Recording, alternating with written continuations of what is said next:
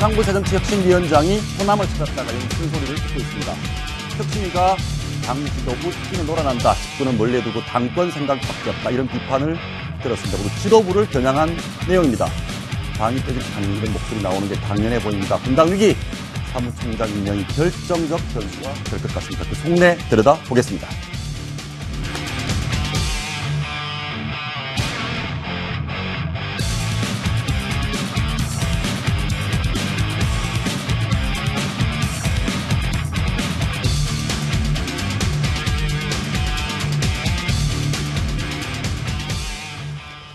천정배 의원의 측근이 서울에 사무실을 차리면서 신당론 또다시 제기되고 있습니다. 연일 아슬아슬한 새정치민주연합 지도부의 쓴소리를 아끼지 않았던 조경태 새정치민주연합 의원 모시고 자세한 얘기 나눠보겠습니다. 어서 오십시오. 네, 안녕하십니까. 조경태입니다.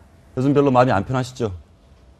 네, 우리 국민들께서도 사실 메르스 사태로 인해서 마음이 많이 불편하실 텐데 정치권에서 특히 야당에서 좀 스트레스를 많이 드리는 것 같아서 정말 죄송스럽다는 말씀을, 송구스럽다는 말씀 드리겠습니다. 국민들 듣기에는 사실은 뭐 아주 자세한 정치권의 속내도 속내지만 심한 막말 같은 걸 들으면 이념과 지형을 떠나서 좀 불편하거든요. 김경엽 의원. 그런데 비노는 간첩이다. 새누리당 간첩이다. 이게 했다가 오늘 해명을 했습니다. 해명인지 어떤 내용인지 한번 들어보시겠습니다.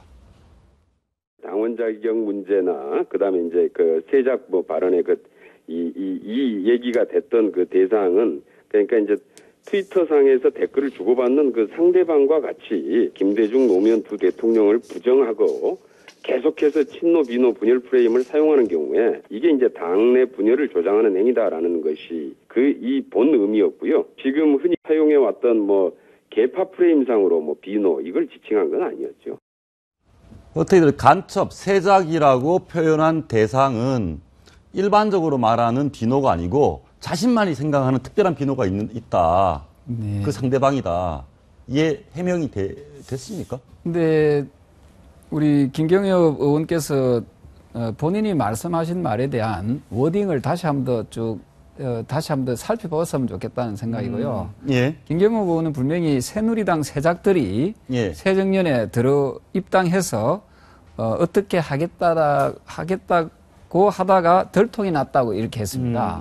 그것은 곧 누가 들어도 이거는 간첩이라는 뜻으로 해석되는 거지 이것이 아니다. 또 아까 또 김경엽 의원은 해명 과정에 보면 선동가였다. 그 얘기 있습니다. 그런 표현을 또 했더라고요. 세작은 원래 간첩이라는 뜻인데. 그렇습니다. 스파이 선동가랑 뭐 이게는 전혀 맞지 않는 그런 지금 워딩을 하고 계시거든요. 본인은 선동가라고 얘기를 하려고 했는데 세작이라는 말이 잘못 나왔다 이런 건가요?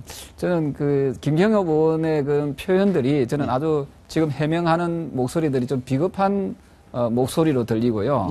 문재인 대표도 한 번도 자신이 잘못에 대해서 제대로 진심 어린 사과를 한 적이 없다라고 저는 봅니다. 과연 그들다운 그런 어떤 해명이고 그들다운 그런 어떤 모습이 아닌가 하는 생각을 하게 됩니다. 사과를 안 하겠다고 했습니다.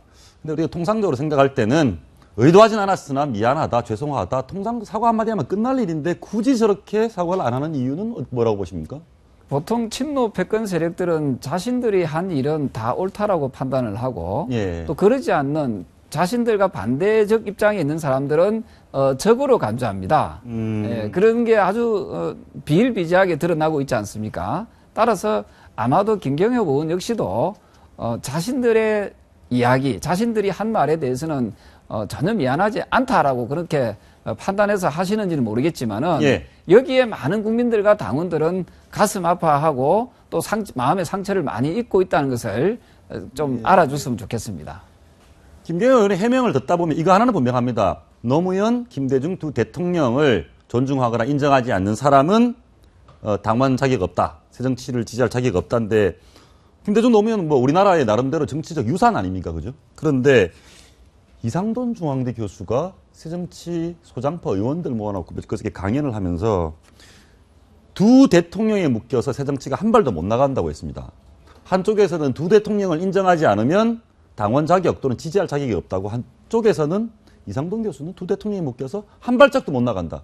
어떻게 해석해야 됩니까, 이게? 저는 이상돈 교수의 어떤 그런 말 속에는 김대중 노무현 대통령 두 분을 좀 뛰어넘어야 된다. 극복해야 된다는 식으로 저는 해석이 되거든요. 예. 저는 그 말씀에 저는 100% 공감하는 부분입니다. 예. 우리가 김대중 대통령과 노무현 대통령의 그 좋은 정신은 발전 개성시키되 거기에 머물러서는 안 된다는 생각합니다. 우리 많은 국민들과 많은 당원들은 아마 이 부분을 뛰어넘어야 된다라고 아마 요구하고 있고 또 바라고 있을 겁니다. 뛰어넘는다라는 것은 그분의 위대한 점은 다 인정을 한다는 의미죠. 네, 좋은 점은 인정하고 또 예. 부족했던 부분이 있다면은 그 부분은 우리가 또 반성도 해야 됩니다. 예. 뭐 대통령 하셨다 해가지고 다 신은 아니지 않습니까? 그렇죠. 예. 부족했던 부분들 또 완성시키지 못했던 부분들이 있을 겁니다. 그 미완의 부분 중에 하나가 제대로 국민 통합을 이루어내지 못한 부분입니다. 그리고 예. 우리나라를 좀 더 잘 살게 하는 부분과 또 남북 간의 또 통일 문제, 외교 문제, 국제적인 문제, 미래에 대한 문제 이런 문제에 대해서 다소 부정확하고 불명확한 부분이 있었다면은 그것은 이제 저희 그 새로운 세대들의 몫이다라고 보고 있기 때문에 예. 그러한 부분을 극복해 나가야 된다는 그런 뜻으로 저는 해석이 됩니다. 제가 모두에 그런 말씀 드렸는데 뭐 정치적인 지향성을 떠나서 이 막말 너무 심한 말들이 많이 나옵니다. 여당보다는 요즘 야당이 더 많이 나오거든요. 뭐 여러 막말들이 있는데 왜 그렇습니까? 그 막말이 나오게 되는 이유 중에 하나가 앞서 말씀드렸던 대로 자신들의 생각을 반대하게 되면은 그것을 무조건 적으로 간주하는 예. 그런 어떤 그 사고에서 비롯되지 않았나라고 생각을 하고요. 예. 민주주의의 가장 근본적이고 기초적인 것 중에 하나가 같은 당이든 다른 당이든 내하고 생각이 다르다는 이유로 예. 그 상대방을 적대시하는 행위는 이거는 반민주적인 반민주주의자라고 이렇게 표현되어 있습니다. 예, 의원님 그러면 뭐 이 최근 몇 달을 보면 정청래 의원이 원조인데 막말 정청래 의원, 김경엽 의원 뭐 어떻게 해야 됩니까? 윤리심판원에서 저는 우리가 정치라는 것은 국민들을 보고 가야 된다라고 생각을 국민을 합니다. 보고 가야 된다. 따라서 예. 저는 출당 조치, 제명 조치를 하는 것이 출당 제명을 해야 된다. 그래야만이 국민들이 저 당은 제대로 기강을 가지고 국민을 바라보고 국민을 향해서 가는 정당이다라고 이렇게 인정을 하지 않겠습니까? 근데 지금 우리 당은 지금 보면은 오히려 정청래 의원 발언이나 김경호 의원 발언을 저 조경태의 그 소신 발언과 묶어가지고 유야무야 넘어가려고 하는 그런 움직임도 보인다 하는 그런 지적들이 있습니다. 이것은 참 잘못됐다라고 저는 봅니다. 의원님도 지금 막말한 인물로 지목받고 있습니다. 그 전에 혁신위는 굳이 따지면 문재인 대표의 전위대다. 친노 전위대라는 말. 그 생각에는 변함이 없으십니까, 소신에? 오늘 그 호남 쪽의 기초단체장 분들이 똑같은 얘기 했죠. 네, 김상곤 혁신위원장 면전에서 대표 입김에 놀아나는 기구 아닌가 하고 혁신위를 그렇게 지적을 했지 않습니까? 그 말이나 전위대랑 똑같은 말이죠. 오히려 제가 이야기한 건 훨씬 더 부드러운 표현이죠. 그러면 호남에 있는 지금 그 말씀을 하신 기초단체장들도 전부 다 윤리위에 제소돼야 됩니다. 그렇지 않습니까? 예, 그러네요. 그래서 그 윤리위의 혁신위의 저희가 뭔지는 참 모르겠습니다만은 쓴소리 바른소리 한 거하고 막말 욕설한 거하고는 좀 구분할 줄 알아야 된다. 그것도 구분하지 못하는 분들이 어떻게 혁신위원으로 앉아 있는지 저는 참 이해가 잘 되지 않습니다. 예, 그런데 아무튼 지금 뭐 의원님과 김경호 의원의 발언이 정청래 의원 발언보다 더 심각하다 이런 얘기 했거든요. 우리 당에 저기 나오고 있는데 안병욱 심판원장이 그런 얘기했습니다. 공갈 발언보다 세작 전위대 발언이 더 심하다. 안병욱 위원장도 나름 뭐 존경받는 분일 텐데, 저 어떻게 해석을 하십니까? 안병욱 위원장이 윤리심판원장으로 되어 계십니다만은 지난 19대 총선 때 비례대표 위원장을 하신 분입니다. 맞죠? 비례대표 공천심사위원장 하신 분 아닙니까? 그때 들어오신 분이 문재인 지금 당대표하고 아주 가까운 사이로 알고 있는데, 제가 안병욱 위원장이 대학 교수님 출신이죠. 어떻게 조경태 발언과 김경엽 의원의 세작 발언이 동일선상에 놓일 수 있는지 학자적 양심을 가지고 저한테 한번 그 부분을 저를 설득시켜 봐줬으면 좋겠다 하는 그런 생각이고요. 그리고 또 한 가지 안병욱 위원장께 제가 부탁드리고 싶은 말씀이 문재인 대표도 아마 그 많은 당원들로부터 지금 윤리위에 제소를 했었다고 저는 알고 있습니다. 왜 하루 만에 예? 그 기각을 시켰는지에 대해서 예. 그게 과연 공정한 윤리심판원인지에 대해서 윤리심판원장이신 안병욱 원장께서 아마 답변을 해 주셨으면 하는 그런 바람입니다. 예. 김상곤 위원장이 무슨 막말 이런 걸 묶어서 공천에 불이익 주겠다 이런 얘기를 하고 뭐 쭉 일련의 흐름들을 보면서 문재인 대표와 혁신위 김상곤 위원장이 조금 전에 말씀드리던 예. 예. 죄송합니다만 문재인 대표도 지금 우리 당원들이 수백 명이 지금 윤리위에 제소를 했는데 예. 하루 만에 기각했거든요. 그 부분을 좀 더 저는 강조하고 싶습니다. 왜 그렇게 했는지. 예. 그래서 윤리심판원이 공정하지 않다는 거죠. 아, 공정하지 않다. 예. 예. 아까 그 말은 어느 정도 공감이 가겠습니다. 지금 오늘 호남에 있는 단체장들이 뭐 조 의원님과 똑같은 얘기를 했다. 그럼 그 사람들도 윤리심판원 가야 되는 거 아니냐? 그렇습니다. 그리고 또 예. 박지원 의원님은 또 왜 뺍니까? 박지원 의원님도 원래 막말 대열에 포함되어 있다가 예. 갑자기 슬그머니 빠졌거든요. 아, 이제 화합하지 않으면 분당될 수 있다라는 경고를 하셨죠. 그 발언을 가지고 김상곤 그 혁신위원장은 그 막말이다라고 표현을 했습니다. 맞습니다. 예, 예. 기억나십니까? 예, 근데 지금 빠져 있어요. 왜 그랬을까요?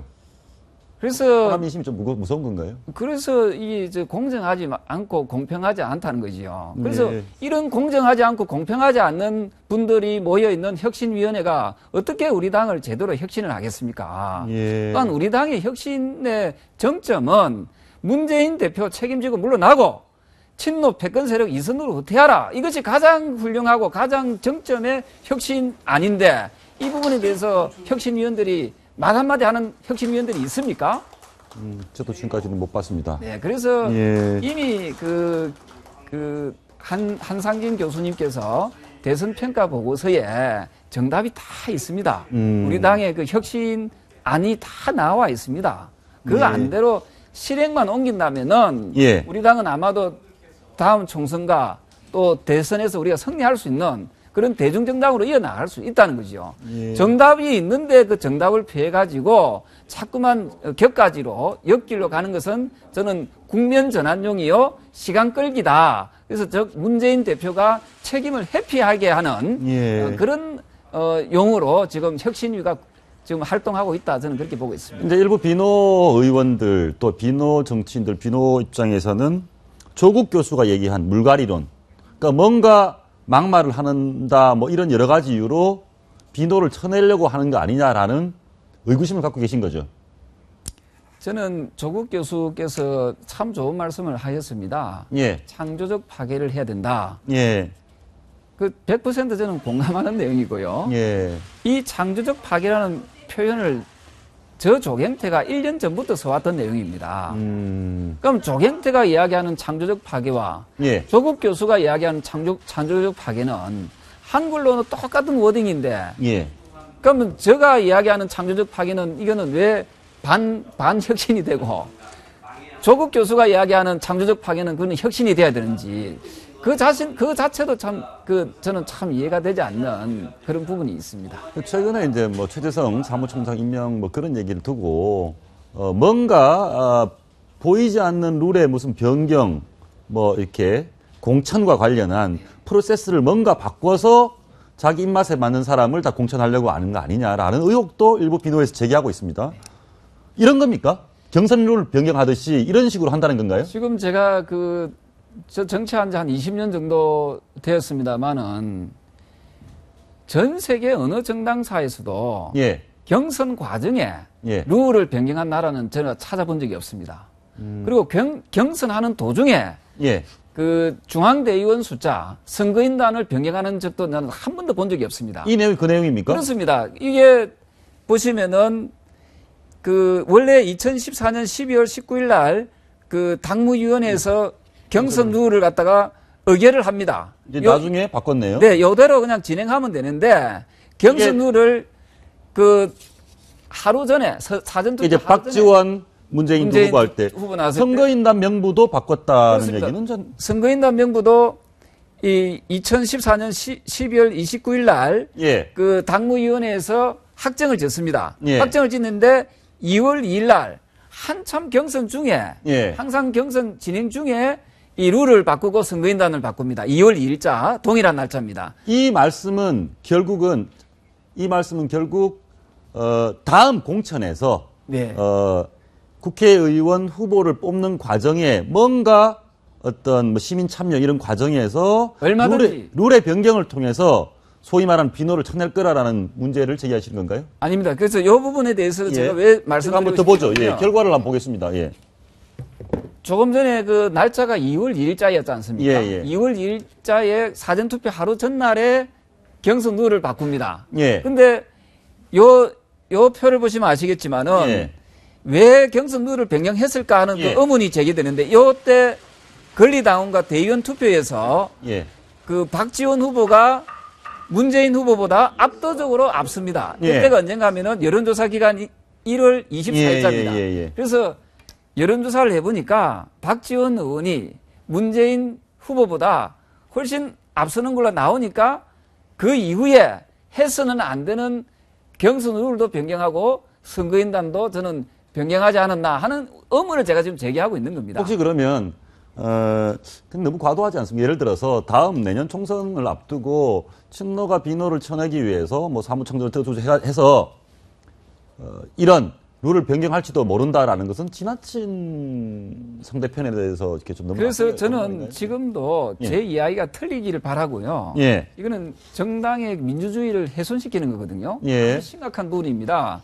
그래서 지금이라도 혁신위원회에서 다른 거 하려고 하지 말고 지난번 당대표 선거 때 왜 이렇게 갑자기 경선 룰을 변경시켰고 또 선거인단을 왜 수백 명을 다시 늘렸고 그 늘리는 데 있어가지고 어떤 절차를 밟았는지에 대해서 예. 그것을 투명하게 조사위원회를 꾸려가지고 예. 조사를 해야 된다고 생각합니다. 그런 조사를 해야 다음번에 같은 일이 재발이 안 된다. 네. 그래서 그런 의혹들이 예. 한 점의 의혹이 발생하지 않도록 그 당시에 박지원 후보도 이 부분은 반칙이다라고 강하게 반발을 했음에도 불구하고 이 묵살시키고 간 거거든요. 혹시 당 안에서 친노 쪽에서 우리가 좀 너무했지, 우리가 좀 의혹 살짓을 했어 이런 반성은 못 들어보셨습니까? 그 아까 저 김경엽 의원이 그 발언 들어보셨지 않습니까? 예. 그분들은 절대적으로 자신들의 잘못에 대해서 아마 인정하지 않으려고 할 것입니다. 그래서 저는 혁신위원회가 진짜 그 전위부대용으로 활용되지 않는다라고 한다면은 저는 지금이라도 당대표 선거 때부터 그 진상조사를 해서 진상조사위원회를 꾸려서 예. 명백하게 진상조사를 해야 된다고 생각합니다. 왜냐하면은 이런 경우가 대한민국 수립 이후에 없었습니다. 정당사에. 예. 그리고 어떤 나라의 그 정당사에도 경선 과정에서 예. 룰을 변경하고 선거인단을 변경한 사례는 없었습니다. 선거인단 변경했다는 것은 의혹 아닙니까? 실제 사례입니까? 실제로 아까 보여드리지 않습니까? 수백 명이 2015년 올해 2월 2일 사전투표 며칠 하루 전날입니까? 그때 수백 명의 선거인단이 다시 증가가 됩니다. 그런 데 대한 해명을 해야 된다는 생각을 합니다. 며칠 전에 천정배 의원께서 뭐 신당을 만든다 안 한다 이런 얘기가 나왔는데 그 발언이 본인이 또 뭐 그게 아니다라고 좀 진정을 시키려고 했는데도 폭발하는 이유, 이 정도로 새정치 내의 어떤 감정의 골이 깊다 보니까 신당 얘기만 나오면 관심을 가지는 거 아니겠습니까? 그렇습니다. 그러면 실제로 서로 나가라 하고 있습니까? 친노 비노가 서로 나가라 이렇게 하고 있는 건가요? 제일 좋은 것은 그 친노 패권 세력, 예. 그 과거의 패족이라는 표현을 본인 스스로가 쓰지 않았습니까? 예. 친노 패권족들이 나가서 딴 살림을 차려라는 거죠. 왜 60년 정통 야당의 뿌리를 그 근간을 흔들려고 하느냐 이 말입니다. 지난번 재보궐선거 결과를 보셨지 않습니까? 예. 그 좋은 기회를 한 석도 건지지 못했습니다. 특히 호남 강주에서 우리 야당의 심장부와 같은 곳이지 않습니까? 거기서 우리 당 후보가 30%를 넘기지 못했다는 것은 그것은 문재인 대표에 대한 심판이요 또 친노 패권 세력에 대한 심판이라고 봅니다. 그러면 국민들이 레드카드를 보여주면서 너 퇴장해라라고 하면은 국민들의 명령을 따라줘야 되는데 지금 문재인 대표와 친노 패권 세력들은 우리가 잘못한 거 없다. 우리는 계속 고하겠다.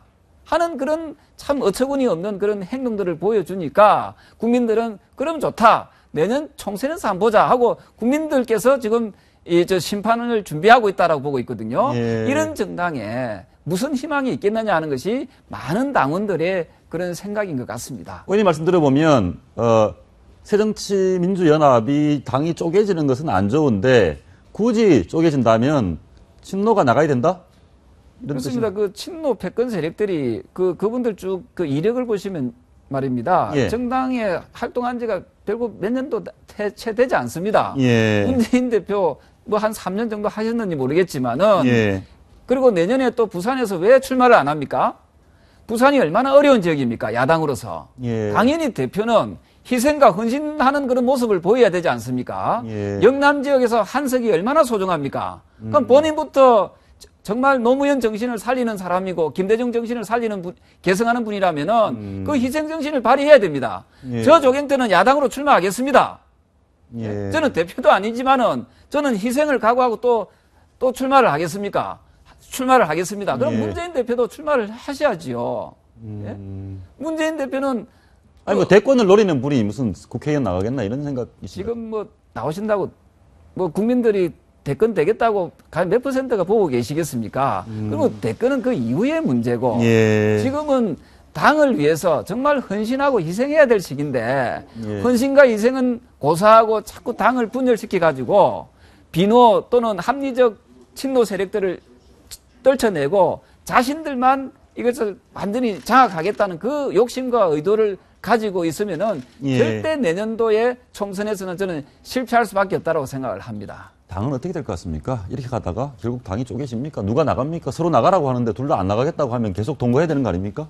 그 내일쯤이 아마 또 1차적인 또 고비가 또 있을 것 같습니다. 왜요? 어떤 일이 있습니까? 그 사무총장을 그렇죠. 임명하느냐 안 하느냐를 놓고 지금 서로 힘겨루기를 하고 있는 것 같습니다. 저는 참 우리 국민들 뵙기에 참 그 송구스러울 따름입니다. 지금 얼마나 지금 그 메르스 전국에 의해서 예. 국민들이 그 힘들어 하십니까? 이런 상황에서 야당이라도 좀 제대로 예. 제대로 국민들을 위하는 그런 당으로 거듭 가야 되는데 문재인 대표는 또 자신이 희망하는 사람을 사무총장으로 앉히려고 하고 있습니다. 예. 네? 본인이 지난번에 뭐라고 이야기했습니까? 김상곤 혁신위원장한테 전권을 다 내려놓겠다 했습니다. 그럼 본인이 그렇죠. 욕심을 내면 안 되시죠. 나를 밟고 가라는 말씀도 하셨고 그런 표현을 하시면서 친노에게 불이익을 주겠다는 말씀도 하셨고 그러면서 그 굳이 당내에 분란이 일어날 만한 그런 사무총장 인선에 고집을 피우고 계시면은 예. 우리 당이 어떤 방향으로 흘러가겠습니까? 예. 그래서 내일 아마 사무총장 인선이 있고 나면은 예. 또 한 번의 또 소용돌이가 일어나지 않겠나는 그런 우려를 저는 많이 가지고 있습니다. 뭐 오늘 상당히 격한 말씀들을 많이 해주셨는데 마지막으로 하나 물어보겠습니다. 그 원전 없앤다는데 거기가 지역구시더라고요. 그거만 짧게 한번 물어볼까요? 네, 저희 고리 원전 없애는데 거기가 지역구시죠? 네, 저희 지역구는 아니고요. 아 옆입니까? 저희 부산이 좀 예, 생각보다 예, 좀 예, 넓은 지역입니다만은 부산 지역이면은 틀림이 없습니다. 네, 고리 1호기를 폐쇄하는데 원전 자꾸 없애면은 전기 어디서 뽑았습니까? 그 원전 1호기가 가지고 있는 것은 1%가 되지 안 되죠. 않습니다. 예, 그래서 이것은 오히려 저 비용이 더 많이 드는 그런 예. 중효율성을 가지고 있기 때문에 신재생 에너지라든지 분산형 전원 등을 통해서 예. 충분히 그 전원을 확보해 나갈 수 있기 때문에 그 오래된 원전, 특히 설계 수명이 다 된 그 원전에 예. 대해서는 저는 폐쇄하는 것이 국민의 안전과 생명을 지켜 나갈 수 있다. 알겠습니다. 하나 더 물어보겠습니다. 지금 이렇게 당이 계속 싸우면 친노 비노 서로 나가라고 싸우면 그 과정에서 의원님은 어떤 역할을 하실 겁니까? 저도 가능하면은 그 문재인 대표와 그 친노 패권 세력들이 이선으로 후퇴해주고 나면은 우리 당은 다시 봉합될 수 있다고 생각합니다. 따라서 분열되지 않도록 분당되지 않도록 문재인 대표가 살신성인하는 마음, 백의종군하는 마음으로 임해줬으면 하는 그런 바람입니다. 의원님은 탈당 안 하실 거죠? 네, 제가 왜 탈당합니까? 탈당하시려면은 그 문재인 대표가 탈당을 하셔야 되겠죠. 예, 네, 알겠습니다. 오늘 말씀 감사합니다. 네, 고맙습니다.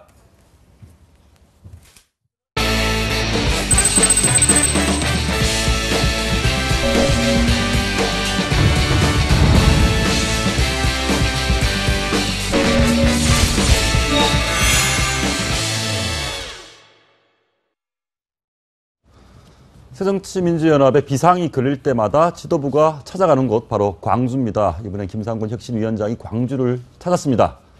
그런데 혁신이란 게 결국 지도부 입김에 놀아나는 기구 아니냐 이런 비아냥도 들었습니다. 정치부 조수진 차장과 함께 자세한 얘기 나눠보겠습니다. 어서 오십시오. 네, 안녕하십니까. 원래 힘들면 광주 내려갑니까? 일단 새정치민주연합의 심장과도 같은 곳, 예. 뭐니뭐니 해도 광주죠. 예. 그렇기 때문에 어떤 혁신이라든지 또는 대선 후보라든지 당대표 경선 같은 게 있으면 항상 이 밑에서부터 올라오는 그런 형식을 갖추게 됩니다. 예. 아무튼 이제 김상곤 위원장 얘기 좀 짧게 들어보겠습니다. 이분도 아마 그런 얘기를 하는 것 같은데요. 비슷한 얘기 하시네요. 한번 들어보시겠습니다. 광주는 우리 당의 상징과도 같은 곳이죠. 또 오늘 이 자리에서 많은 좋은 말씀들을 해주시고. 그러면 저렇게 가서 기초단체장 만나고 의원 만나서 광주를 어떻게 좀 달래보려고 간 겁니까? 어떤 의도로 간 겁니까? 일단 이 새정치민주연합의 심장과도 같은 곳, 예. 전통적 텃밭을 상징하는 곳, 바로 광주기 때문에 이 혁신위에서 내놓고 있는 이런 혁신위의 활동, 이런 것을 광주에서 승인을 받겠다는 겁니다. 아, 승인을 받겠다? 네. 예. 그래서 광주에서 어떤 신임을 받게 되고 그렇다면 조금 더 이 앞으로의 작업이 수월해진다는 겁니다. 그래서 지금 혁신위 같은 경우에는 전국 순회 일정을 지금 짜고 있는데요. 예. 이 광주를 시작으로 해서 앞으로 대전이라든지 이런 충청 지역 그리고 대구, 경북, 영남 이렇게 순회를 한다는 생각입니다. 가보니까 쏟아져 나온 말을 들어보니까 별로 썩 좋은 얘기가 아닙니다. 한번 몇 가지 얘기 들어보시겠습니다. 국민들은 이런 체제대로 가고 있는 상황에서 그 혁신위원회를 못 믿는다 이것입니다. 대표나 최고위원들의 입김에 놀아나는 일종의 그런 기구지 않냐. 공천을 하고 이런 과정을 보면 모두 제도가 신뢰가 안 가는 거죠. 과연 이번 혁신이 성공할 것이라는 기대가 솔직히 별로 없는 것이 사실이지 않습니까? 물갈이를 어떻게 역량을 평가하고 도덕성을 평가하고 그래서 그 당원들의 지지와 국민적인 유권자들의 주권자들의 지지를 놓고 평가를 해야지. 몇 선 이상은 물갈이 대상이다. 무슨 호남부터 물갈이 대상이다. 이건 이렇게 언어가 바뀌어야 될 것 같습니다. 지금 그쪽 단체장, 기초단체장 얘기들을 보면 한마디로 얘기하면 기대 안 한다, 못 믿겠다 이런 얘기입니다. 다른 네. 분들도 그런 분위기였나 보죠? 네, 그렇습니다. 조금 이렇게 생생한 회의 장면 예. 아마 시청자분들 참 낯설 겁니다. 지금까지는 계속 기자들이 취재한 내용을 전원으로 전해드렸는데요. 예. 이 자리에 어제 5시부터 있었던 이 호남의 기초단체장들과 그 김상곤 혁신위원장의 저녁 식사 겸 간담회는 예. 이 당초의 혁신위에서는 비공개로 하자 이렇게 요청을 했었는데요. 참석자들이 전면 공개해야 된다.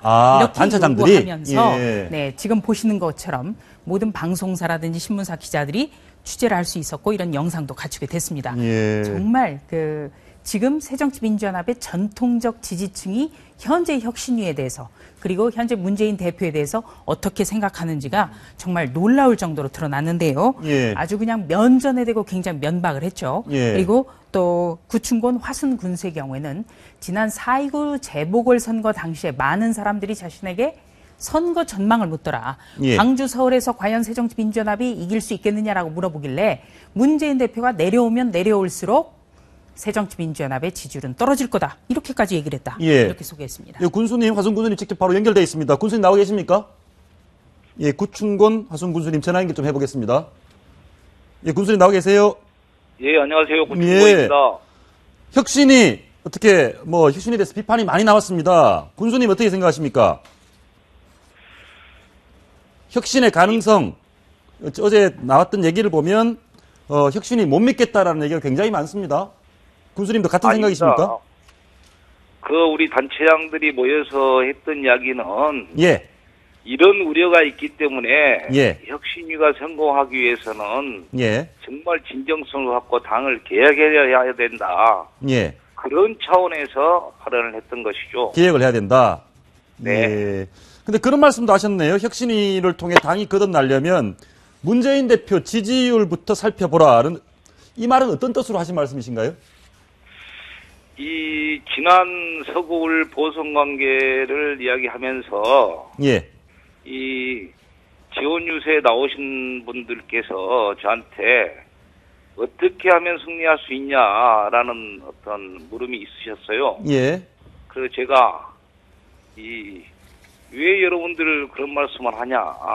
정말 이 후보가 승리하기 위해서는 지금 문재인 대표께서 예.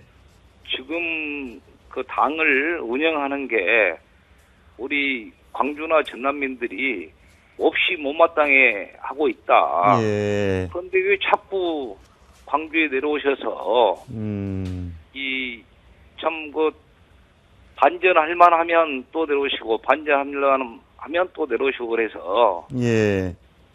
가급적이면 문재인 대표의 어떤 고생하신 건 좋은데 예. 이 우리 전남 광주 시민들께서 예. 그 진정성에 대해서 느끼지 못한데 왜 정서 파악은 하지 못하고 예. 자꾸 내려오는 것이냐. 예. 차라리 안 내려오시는 것이 후보를 위해서 우리 당을 위해서 좋은 게다. 그렇게 말씀을 드린 것이죠. 예. 군수님, 김경엽 의원 뭐 세작, 뭐 새누리당 네. 세작 발언 이런 문제에 대해서는 뭐 비판도 많고 일부에서는 뭐 나름 할 말했다는 얘기도 있고 하는데 어떤 입장이십니까? 광주 쪽 민심은, 호남 쪽 민심은? 김경엽 의원께서 세작 발언을 하셨는데 그건 대단히 적절치 못한 발언이었다고 생각합니다. 예. 그렇지 않아서 지금 각종 언론에서는 혹시 신당이 출범한 것 아니냐라는 이야기도 하고 그러는데 예.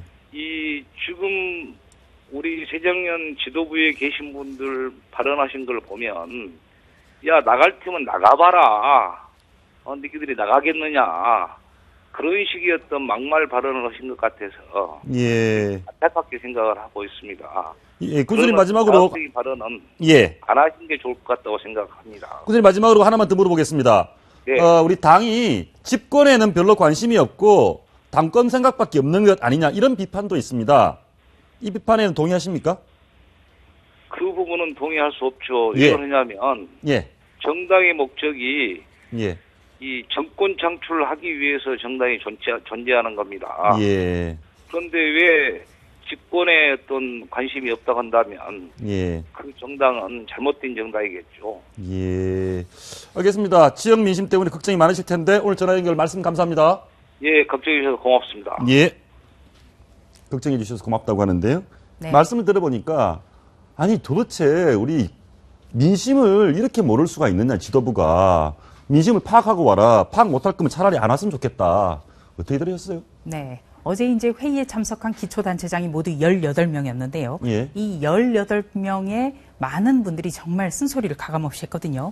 그래서 여기 지금 준비된 자료만 보더라도 정말 혁신위가 어떤 방향을 제대로 정해서 진실로 어떤 새정민주연합이 새롭게 거듭나는 그런 혁신위가 돼야 된다는 조언을 내놓고 있습니다. 예. 네.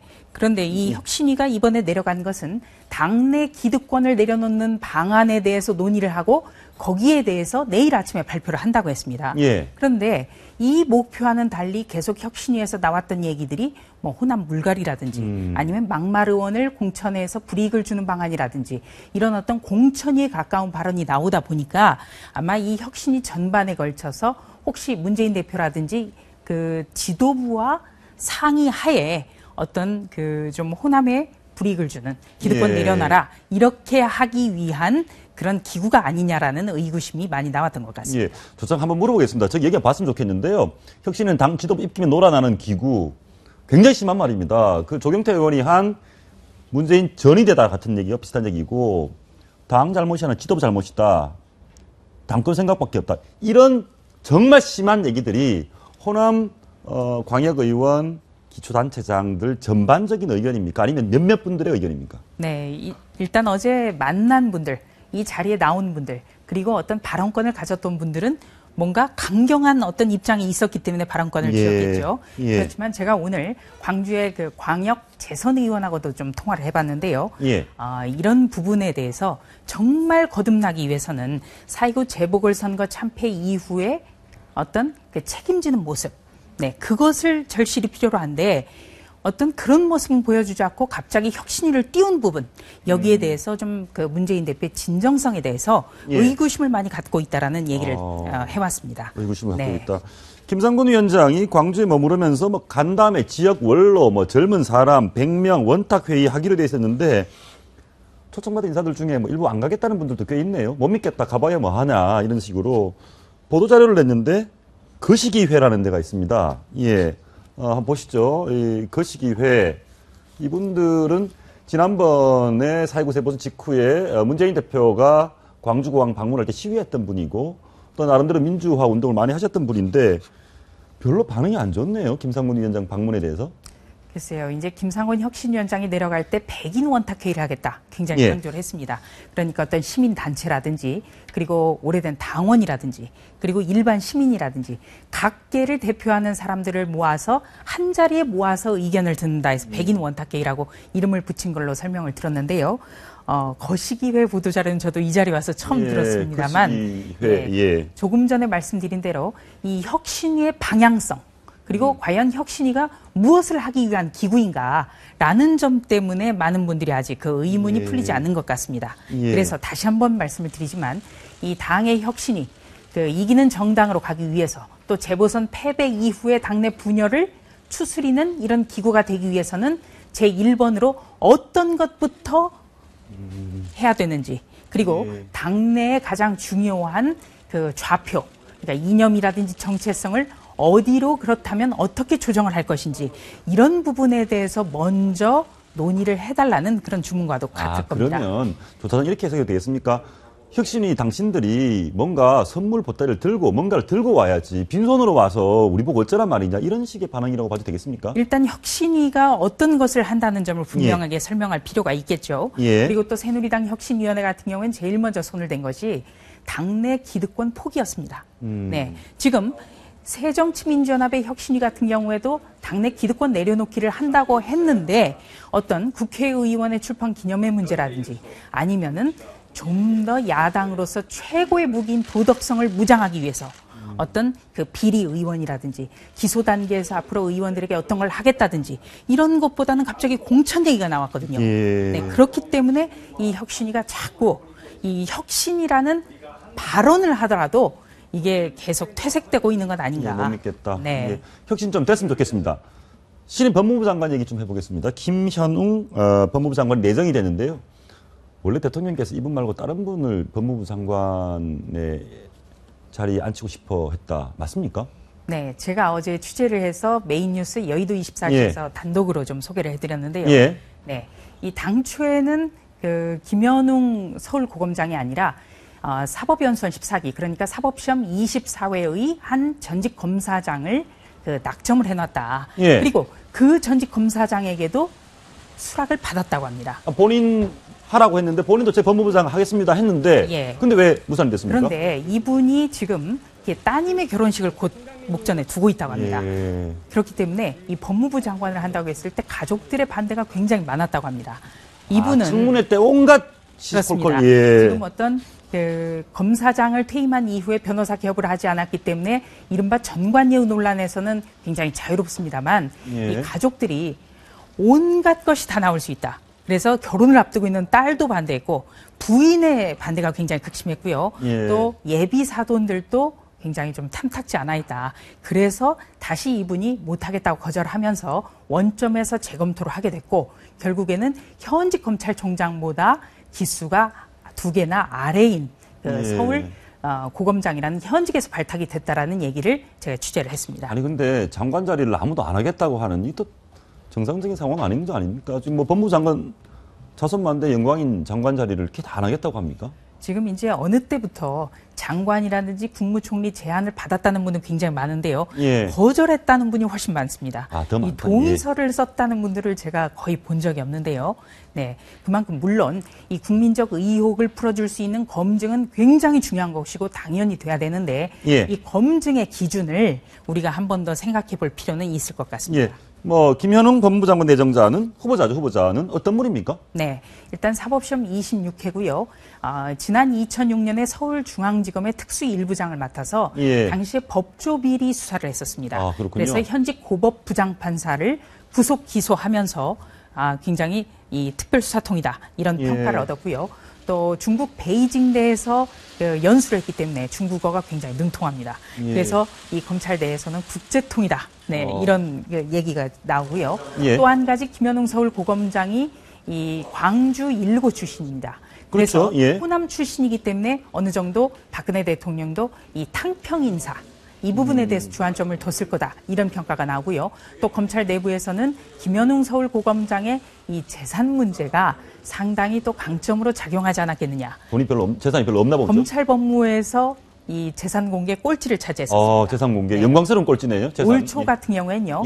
재산 신고액이 5억 2천만 원이었습니다. 네, 그래서 어떤 도덕성 문제에서도 상당히 자유롭지 않겠느냐.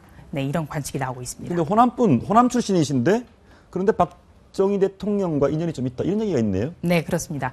바로 그 부친인 김수 전 의원에 대한 얘기인데요. 부친이 의원이셨군요. 네, 그렇습니다. 이 김수 전 의원은 광주고등학교와 서울법대를 나와서 이 판사 출신의 변호사입니다. 1979년에 고향인 전남 고흥과 보성에서 무소속으로 당선이 됐고요. 이 당선 직후에 공화당에 입당을 해서 박정희 전 대통령의 굉장히 그 후광을 얻었습니다. 국회 법제사법위원장도 했었고요. 네, 그래서 이 김현웅 현재 후보자 같은 경우에는 박근혜 정권 출범과 동시에 법무부 차관으로 기용이 됐었는데요. 그랬군요. 네, 그때부터 이제 이 아버지와 아버지 사이에 그러니까 선대의 인연이 작용한 것 아니냐 이런 관측도 나왔었습니다. 일부 뭐 말하기 좋아하는 분은 그런 얘기도 합니다. 저분이 호남 출신을 시켰으니까 다음 검찰총장을 뭐 TK를 시키기 위한 포석이다 뭐 이런 얘기도 있던데요. 네, 그거는 이제 가봐야 되겠지만요. 지금 사법시험 26회에서 가장 유력하다고 평가되는 분이 이 대구 경북 출신입니다. 네, 그렇기 때문에 이분을 검찰총장으로 기용하기 위해서라도 더더욱 어떤 이번에 호남 출신 법무부 장관이 필요했던 것 아니냐 이런 관측은 물론 있습니다. 네, 이 김진태 현재 검찰총장의 임기가 올 12월 1일까지이기 때문에 그때 갈 때까지 조금 지켜보면 좋겠습니다. 그때 결과를 한번 보면 알겠습니다. 네. 김한길 의원 얘기 좀 해보려고 합니다. 김한길 의원이 성완종 리스트 관련해서 소환될 예정이라고 하는데 많은 분들이 안타까워하는 게 성완종 전 회장과 고성완종 회장과 김한길 의원 간의 관계는 정치인과 기업인 뭐 로비를 하고 있구나 이런 관계는 아니지 않냐. 네. 인간적 관계가 아니냐 이런 얘기 많습니다. 네, 그렇습니다. 지금 검찰에서는 김한길 전 대표에게 모레 출두를 하라고 좀 요청을 했다. 이렇게 설명을 하고 있고요. 신부는 피의자가 아니라 참고인이다. 이렇게 못 받고 있습니다. 참고인이다. 그런데 지금 나오고 있는 이인재 소환 통보 게다가 노건평 노무현 대통령의 현 노건평 소환 통보 지금 속보로 나오고 있는데 송환정 특사가 범위를 넓히는 것 같습니다. 네, 일단 지금 수사 마무리 단계이기 때문에 지금 각종 의혹과 관련된 모든 정치인들을 한번 소환해서 막바지 검토를 하고 있다. 이런 소식이 전해지는데요. 우선 김한길 전 대표의 경우에는 이 성완종 회장이 자살하기 바로 전날 저녁에 저녁 식사를 함께 했습니다. 그렇죠. 냉면 회동을 했었죠. 그래서 이 성 회장과 관련해서 성 회장이 자살 직전에 어떤 이야기를 했고 또 당시의 심경은 어떤 것이었는지 이런 걸 좀 들어본다는 계획이고요. 그렇다면 이 김한길 대표 측이나 새정치민주연합에서는 이 소환 조사가 반드시 필요하느냐 이 부분에 대해서는 좀 지적을 하고 있습니다. 참고인이고 또 이 성완종 회장의 자살 전날 만난 것 때문이라면 이 방문 조사라든지 아니면 서면 조사라도 충분한 것 아니냐 이런 이야기도 나오고 있고요. 하나만 더 물어보겠습니다. 노건평 씨를 소환해서 조사한다는 것은 친노, 범친노 또 노무현 대통령 좋아하는 국민들 많이 있지 않습니까? 네. 굉장히 좀 자극하는 좀 위험한 판단, 행동 아니냐 이렇게도 볼 수 있지 않습니까? 검찰이? 네. 물론 이제 그런 관측도 나옵니다만 모든 가능성에 대해서 짚고 넘어가야만 수사가 철저했다 이런 평가도 들을 수가 있겠죠. 친노 비노 가릴 것 없이. 그렇습니다. 이 노건평 씨 같은 경우에는 이제 그 성완종 회장의 2번 사면, 이 노무현 정권 시절에 이루어졌던 2번 사면과 관련해서 이름이 나왔기 때문에 조사를 한다는 입장인데요. 아마 검찰에서도 이 소환의 형식이라든지 날짜라든지 여러 가지 고려하지 않을까 합니다. 또 이인재 의원 같은 경우에는 같은 충청 인사로서 굉장히 가까웠었죠. 장례식에도 참석을 했었고 또 어떤 그 이인재 의원에게는 일종의 정치 자금이 들어갔는지 이 부분에 대해서 좀 조사할 필요성이 있다고 합니다. 알겠습니다. 잠시 후에 계속 대화 이어나가도록 하겠습니다.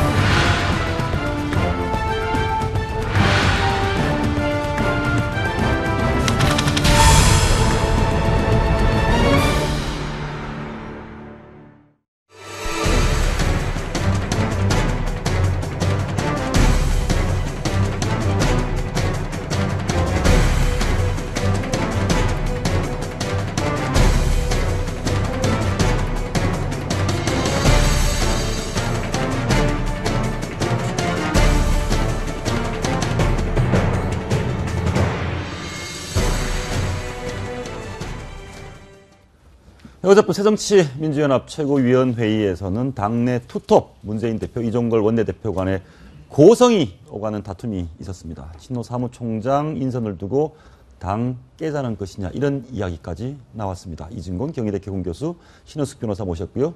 조수진 정치부차장 계속해서 함께하겠습니다. 어서 오십시오. 네, 안녕하세요. 좀 전에 있었던 얘기 한번 좀 물어보겠습니다. 노건평 씨까지 송환종 게이트 관련해서 검찰이 소환을 한다? 어떻게 보십니까? 당연히 해야 될 거 하는 겁니까? 아니면 좀 과합니까? 글쎄, 이제 두 갈래로 해석할 수 있는데, 첫째는 아까 조 차장도 말씀하셨지만, 이제 마무리 단계에서 그동안에 거명됐던 모든 사람들한테 다 이제 한 번씩은 조사하고 넘어가야 검찰도 분명히 할 일을 했다. 이런 이제, 그러니까 뒷말이 안 남게 한다. 그런 차원도 있겠지만, 그 정도를 하려면, 서면, 아까 조 차장 이야기했지만, 서면 조사를 할 수도 있고, 또 방문 조사를 할 수도 있고, 한데, 검찰로 나와라. 이렇게 이야기했다는 것을 봐서, 좀 분위기가 그렇죠. 김한길 전 대표도 그렇고, 또 노건평 씨도 검찰에 나오라 이랬을 때는 뭔가 검찰이 그동안의 수사 과정에서 그래도 직접 불러서 확인해야 될 것 최소한 확인해야 될 것 정도는 지금 찾았다. 이런 의미도 될 테니까. 뭔가 찾았다. 그래서 아마 이번에 소환해서 어떤 조사가 이루어질 것인지 또 상당히 국민적인 관심을 끌게 됩니다. 일단은 검찰 조사는 경찰 조사는 무게와 많이 다르고요. 어떤 의혹이라든가 참고인 정도만 가지고 소환했다라 보기는 어렵고, 또 검찰 조사에서 참고인이 피의자 신분으로 전환하는 그 순간입니다. 바로 그 즉시 미란다 원칙 고지하고 바로 피의자로 전환할 수 있는 건데, 어떤 강력한 의혹이 있다 이런 부분보다는 아까 우리 조수차장에서도 말씀하셨겠지만 형평성 있게 조사를 하고 의혹 있는 부분에서 모두 조사를 해야 이 조사 자체를 국민들이 신뢰할 수 있기 때문에 어떤 의원이야 참고인으로서 필요하다라고 하면 기존의 서면 조사라든가 아니면 방문 조사라는 것이 사실 이례적이거든요. 소환 조사가 원칙이고, 그렇게 보면 본인들이 떳떳하다고 하면 소환 조사에 응해서 이게 오히려 자신의 결백을 밝히는 게 더 좋다고 생각합니다. 하나만 더 확인해 보겠습니다. 저는 어떤 생각이 드는데, 노건호 씨 울분이 찼던 목소리가 바로 얼마 전이었고, 비운의 또 유명을 달리한 노무현 전 대통령이 있고, 그 대통령이 가장 따랐던 형님이 이 일로 또 소환이 된다? 이런 것이 굉장히 감정적으로는 자극되지 않을까요? 어떻습니까? 괜찮습니까? 정치적 후폭풍이 없습니까? 물론 이게 정치적인 후폭풍이 있을 수 있고요. 어떻게 보면 야당 탄압이다 이렇게 느껴질 수가 있겠죠. 한 분은 돌아가신 노무현 전 대통령의 형님이고, 또 한 분은 당내 비주류 세력의 수장입니다. 중요한 것은 이 혐의점이 있다면 누구도 검찰의 조사에서 피해갈 수 없겠습니다만, 이른바 성완종 리스트에 이름이 올랐던 8분 가운데는 소환 조사가 이루어진 사람들은 일부였습니다. 상당수는 서면 조사라든지 또는 방문 조사 형식으로 이루어졌는데, 야당 인사들에게는 참고인 신분이지만 나와라 이렇게 할 경우에는 수사 형평성이 문제가 될 수 있고요. 또 한 가지는 우리 국민들이 이 소환 조사를 할 때 저런 어떤 검찰청 들어가면서 이 카메라를 비추면 뭔가 죄가 있다라고 인식할 만한 그런 국민적 감정이 보편화가 됐다는 겁니다. 이 특별수사팀 지금까지 수사 잘 해왔는데요. 막바지입니다. 문무일 검사장 중립성 지키면서 잘 하리라고 저는 믿습니다. 아무튼 좀 걱정은 됩니다. 노건평 씨가 검찰에 소환되는 모습, 이런 모습을 보고 어떤 정치적 후폭풍이 있을지는 좀 지켜봐야 되겠고요. 어젯밤 이 정치적 후폭풍을 야권에서도 만들어서는 안 되죠. 왜냐하면 이렇게 검찰을 소환까지 해가지고 깨끗하게 클리어가 돼야 야당에서 할 말이 있거든요. 근데 여기서 또다시 정치적인 이유를 들어가지고 만약에 공격을 한다면 오히려 스스로 명분을 잃는 게 되지 않겠습니까? 알겠습니다. 어젯밤에 있었던 상황 좀 전에 말씀드렸는데, 최재성 사무총장, 문재인 대표가 비노의 반대에도 무릅쓰고 강행할 것 같습니까? 네, 현재로서 지금 당 깨자는 거잖아요. 이 얘기 좀 해주시죠. 네. 어제 밤 8시부터 한 3시간 동안의 심야 최고위원이 열렸고요. 바로 이 최재성 의원을 사무총장으로 임명하는 방안에 대해서 문재인 대표가 계속 고집을 했습니다. 여기에 대해서 이종걸 원내대표 강력 반발하면서 이렇게 계속 고집하는 것은 당을 깨자는 거다. 이렇게 강력 비판을 했습니다. 오늘 아침 오전 9시부터 다시 한번 최고위원회가 열렸습니다만 이 결론을 내지 못했고요. 현재로서는 문재인 대표가 강행할 가능성이 높다고 합니다. 강행할 가능성이 높다. 강행한다는 것은 비노 입장에서 볼 때는 내년 총선 앞두고 우리 사무총장 친정체제 구축해서 우리 공천 안 주려고 하는 거 아니야? 이런 걱정을 할 수 있을 것 같은데요. 당연히 그런 걱정할 수밖에 없죠. 사무총장이란 자리가 뭐 단순히 당의 그 살림살이만 운영하는 것이 아니고 예. 공천권에 있어서 어떤 영향력을 준다, 그 역할을 한다, 살생부를 작성한다 이런 부분은 우리 일반 국민들도 다 알 수 있는 부분이어서 예. 누구나 그런 의혹은 가질 수 있다라고 생각을 합니다. 다만 그 부분과 관련해서 저는 그 문재인 대표께서는 당 대표신데 왜 고집을 부리느냐, 자신의 뜻대로 하냐 이런 단어 자체가 나오는 게 굉장히 부적절하다고 생각을 하고요. 왜요? 예. 왜냐하면 우리나라는 민주주의고 의회주의입니다. 그러면 다수결을 통해서 대화를 통해서 타협이라는 산물로 이루어져야 되는 것이지 1인의 또는 특정 세력에 대해서 고집이다, 고집불통 이런 단어 자체가 적절하지 않은 정치 영역이라는 거죠. 그래서 예. 그 부분과 같아서 같은 당내에서 그런 단어 나온다는 것 자체가 부적절하다고 생각을 합니다. 예, 조사장. 그런데 이종걸 원내대표 그런가 봅니다. 최재성 안 된다. 네. 그러면서 다른 분을 얘기를 했네요. 노영민 의원, 우윤건 전 원내대표 이런 제안도 했네요. 이런 분들은 왜 그렇습니까? 이 노영민 의원 같은 경우에는 어떻게 보면 친문 세력이죠. 네, 이른바 문골이다 이런 비판도 받고 있고요. 예. 항상 이 문재인 대표가 당직이라든지 어떤 그 보관을 얘기할 때는 이 노영민 의원과 상의를 하는 것으로 알려져 있습니다. 아니 저분들은 우윤건 의원도 범친노 쪽 가깝지 않습니까? 네, 이 우윤건 의원 같은 경우는요, 2012년 대선 때 문재인 캠프의 주요 당직을 맡았었는데 이 우윤근 의원 같은 경우는 상대적으로 개파색은 없습니다. 그러니까 당시에 2012년 대선 때 어떤 핵심 보직을 맡았기 때문에 친노로 불리지만, 네, 그렇지만 그럼에도 불구하고 굉장히 의원들과의 관계가 좋거든요. 예. 이 우윤근 의원은 바로 그런 점을 들어서 지금 추천을 한 거고요. 예. 노영민 의원 같은 경우에는 요즘에 하도 이 문재인 대표의 비선 의혹 논란이 생기니까 아예 비선 논란을 끊기 위해서라도 전면에 그런 포진을 시켜라. 아예 문고리를 갖다 앉혀라. 그렇습니다. 예. 그게 바로 책임 정치 아니냐, 이렇게 지금 저희 비주류에서는 주장을 하고 있습니다. 예. 최재성 의원의 경우에는 참 장점은 많습니다. 일단 기획력이 뛰어나고요. 당의 오랜 입, 그러니까 대변인을 잘 수행을 했었습니다. 예. 그리고 그 경기 남양주라는 어려운 곳에서 내리 삼선을 하는 것도 강점이고요. 그런데 문제는 2010년 그러니까 정세균 당시 대표 체제에 지금 현재 정책위의장을 맡고 있는 강기정 의원과 투톱을 했다. 그래서 어떤 범친노의 어떤 그 양대 세력으로서 굉장히 당을 좌지우지했다. 그리고 또 한 가지는 2010년에 지방선거가 있었는데요. 당시 최재성 의원이 시민 배심원제라는 제도를 도입을 합니다. 예. 이 시민 배심원제라는 것은 그러니까 광주에 어떤 사람을 뽑는다 하더라도 이 수도권에 사는 사람들이 일종의 여론조사를 대행할 수 있는 그런 자격을 가지게 되는데요. 그 때문인지 뭐 하여튼 모르겠습니다만 결론적으로 지금 당내 친노 세력이 대거 유입되는 그런 결론을 그렇군요. 가져왔습니다. 예. 그렇기 때문에 이 비주류 진영에서는 다시 한번 그런 어떤 새로운 제도 도입을 통해서 친노 세력의 대거 유입이 꾀해지지 않겠느냐, 이런 의구심이 강합니다. 예, 지금 전화 연결되어 있는데요. 지금 문재인 대표가 최재성 사무총장을 강행하는 것은 친노 패권주의다 이렇게 생각하고 있는 비노 진영 말고도 오늘 백인 원탁회의, 김상문 혁신위가 지낸 백인 원탁회의 참석을 하지 않겠다 이렇게 밝힌 김범태 전 광주 전남 민주동지회 회장님 전화 연결되어 있습니다. 회장님 안녕하십니까? 네, 안녕하세요.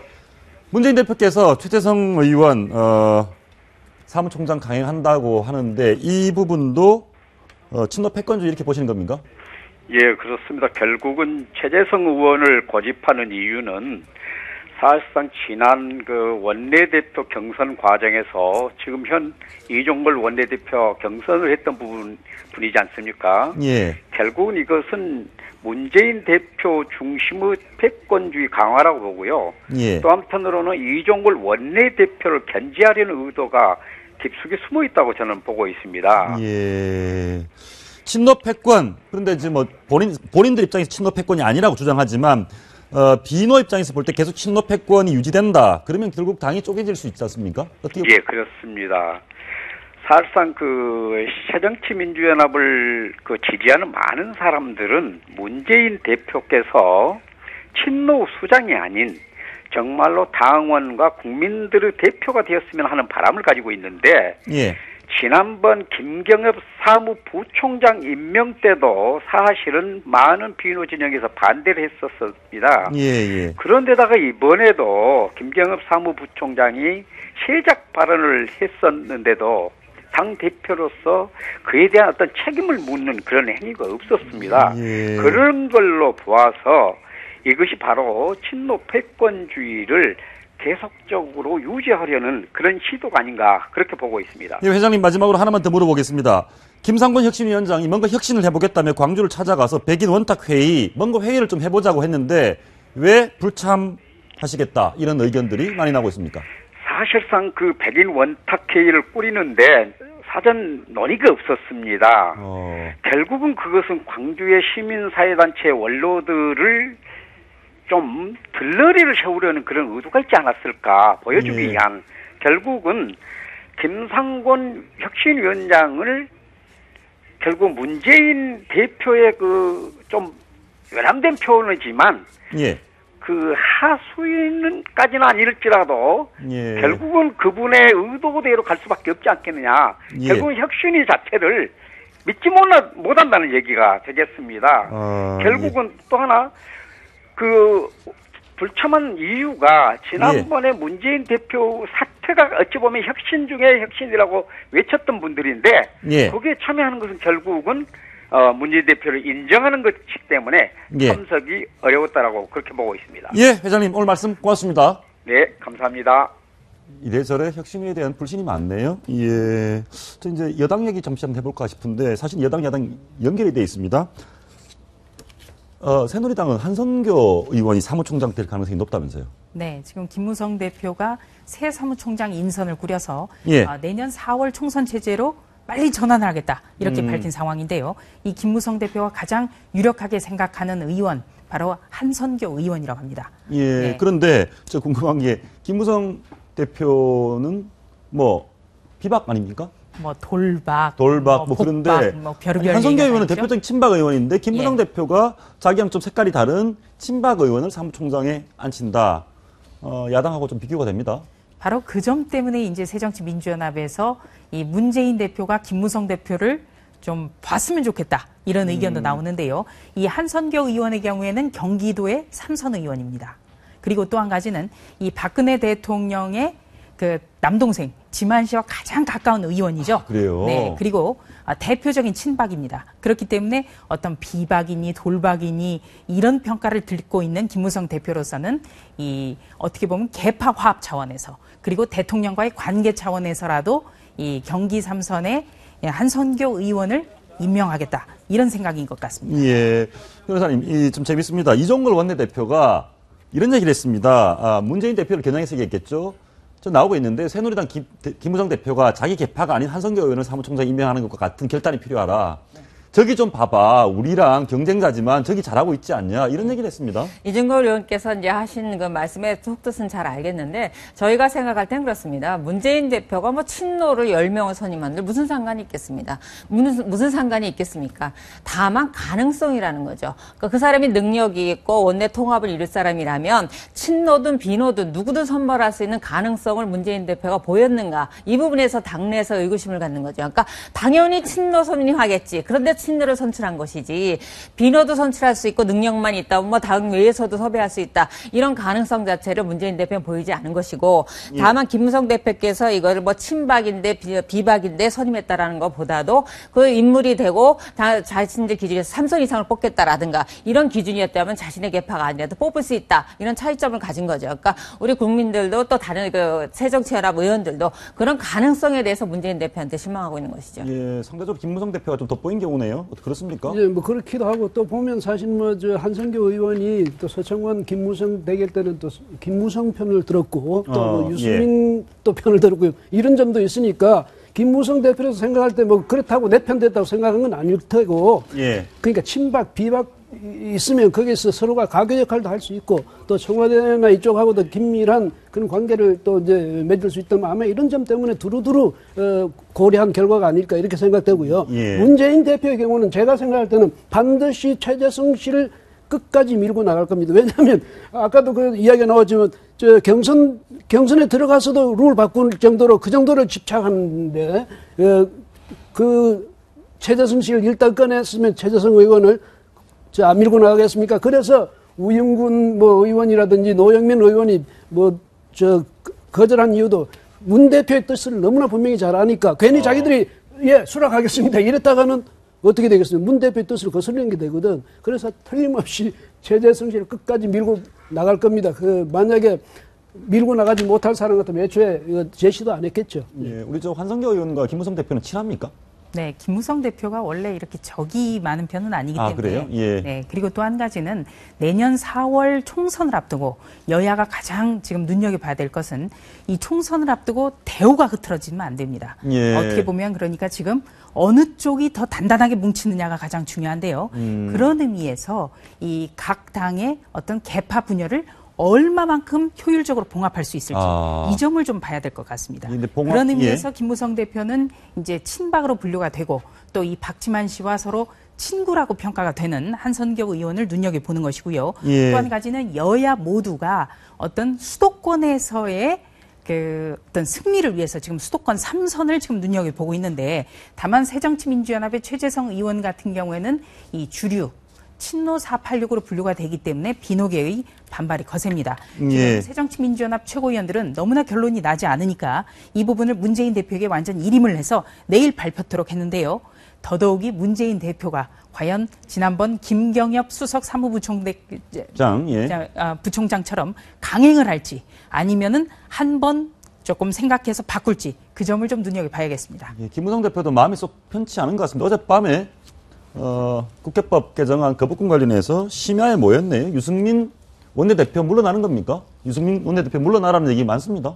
그러니까 이제 저 친박 쪽에서는 특히 이제 유승민 아마 이런 게 많은 것 같아요. 애증이 이제 교차하는 사이에서 보면 애증이 거기 보면 옛날에 원박 유승민 원내대표가 어느 날 비박으로 돌아선 데 대해서 아마 대통령 측근에서는 굉장히 그런 게 불쾌한 게 있는 데다가 더더구나 그동안에 일을 해오는 과정에서 보면 청와대 뜻하고는 완전히 반대쪽으로만 가기 작정한 것 같이 그렇게 한 데서 오는 아마 그런 괘씸함도 있겠지만은요. 그러나 청와대는 이럴 때 누구를 밀어내버리면 그 다음에 사실 대안이 마땅치 않거든요. 데리고 있으면서 서로 관계를 잘 맺어야 청와대도 힘을 받고 여당도 힘을 받는데 서로가 밀어내기로 한다면 결국은 어떻게 되겠습니까? 그 김무성 대표는 지금 보면 가능하면 청와대 심기를 안 건드리고 청와대 뜻을 받아들여서 무마해보려고 지금 애를 쓰는데요. 한 번은 될 수 있을지만 두 번, 세 번 밀리고 나면 당내에서 비박계의 또 저항이 생길 거거든요. 이렇게 되면 앞으로 청와대와 당의 그 관계가 너무 급속히 나빠질 수가 있으니까 이것은 박 대통령의 리더십을 생각하더라도 이 바람직한 방법은 아니니까 차제 유승민 원내대표하고 청와대가 좋은 관계를 맺도록 오히려 그쪽으로 노력하는 게 좋을 것 같아요. 그런데 유승민 원내대표 물러나라 이런 부분이 김무성 대표 입장에서 불편하지 않습니까? 국회법 개정안 유승민 대표 혼자 한 거 아니지 않습니까? 네.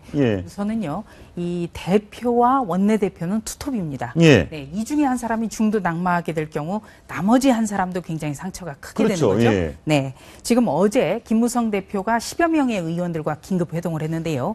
여기에는 지금 대통령 특보를 맡고 있는 윤상현, 김재현 의원을 비롯해서 친박계 의원 그리고 비박계 의원 고루고루 섞어서 10여 명을 만났습니다. 지금 가장 이제 전국의 핵은 대통령이 과연 국회법 개정안에 대해서 거부권을 행사할지 그리고 행사한다면 국회에서 제의를 할지 또 제의에 붙인다면 이것이 통과가 될지 아니면 부결이 될지 이 모든 경우의 수가 지금 여당으로서는 굉장히 머리가 아프다는 겁니다. 네, 우선 대통령이 거부권을 행사한다면 지금 메르스라든지 이런 기록적인 가뭄 속에서도 꼭 이렇게 했어야 되느냐. 대통령으로서도 지지율이 더 낮아지는 결과가 될 수 있고요. 또 제2에 가서 가결이 된다면 이거는 대통령이 새누리당 당적을 탈당하는 수밖에 없게 되는 거죠. 치명적이 되겠죠. 그리고 또 부결이 될 경우에는 유승민 원내대표가 여기에 대해서 책임을 지고 중도 사퇴를 해야 되는 상황입니다. 그렇기 때문에 이 모든 경우의 수를 봐도 뾰족한 수가 없으니까 그렇다면 이 부분에 대해서 일단 대통령 정무특보를 포함해서 한번 의논을 나눠보자 이렇게 의견을 나눠본 거고요. 가장 좋은 것은 지금 한 달 정도 재개되지 않고 있는 당정청이 함께 모여서 이 문제에 대해서 가장 효율적인 방법을 찾는 것이 중요합니다. 어찌 보면 대통령이 거부권 행사 안 하면 제일 편한 거 아닙니까? 그렇다고 생각지는 않는데요. 대통령에게 거부권도 어떻게 뭐 헌법이 준 권한입니다. 그 예. 부분에 대해서 대통령 부당하다고 생각하면 거부권을 행사할 수 있는 거죠. 다만 이 사태와 관련해서 제가 아쉬운 건 법이라는 것은 기관이라든가 우리 예. 시민들이 국민들이 어떤 행동을 할 때 정해지는 원칙과 그것이 필요한가 이 두 가지 기준을 가지고 판단을 했어야 되는데 이것을 정치적인 힘겨루기를 하다 보니까 예. 정치인들 스스로가 지금 자충수에 놓여서 곤란한 상태에 빠지게 된 거죠. 그래서 원칙대로 풀어가면 될 것 같은데 지금은 정치적인 해결이 필요한 것 같습니다. 알겠습니다. 대통령께서 어떤 선택을 하고 여당이 어떻게 할지 지켜보겠습니다. 오늘 말씀 고맙습니다. 네, 고맙습니다. 네, 더운 날씨에 건강 조심하십시오. 시청해주신 여러분 고맙습니다.